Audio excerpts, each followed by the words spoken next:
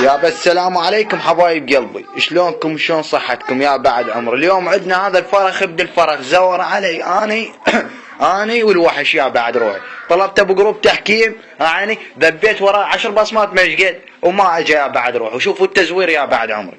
هالخيسي هذا ابن الخيسي عود هو مطيح بصمتي ابن الزربه، ولك ويلك ويل شروخك ما تقدر ابدا القحبه صاير عود سرسري ويبيع سرسره ومن هاي السوالف يا بعد شبدي.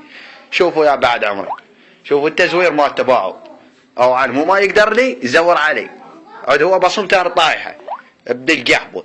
شوفوا يا بعد حيلي اليوم اصقع ابوك بالنعال او علي. شوفوا عود هاي بصمته طايحاني، هاي بصمه الوحش. شوفوا شوف طلبته بجروب تحكيم وما صعد. اوكي يا بعد شبدي، وهاي بصمته عود طايحاني. شوفوا يا بعد حيلي، شوفوا بصمته عود 3 علي يوتيوب يا ابن القحبه او علي الا ذلك وحق هو علي ما تقدر لي الا ذلك. شوفوا يا بعد شبدي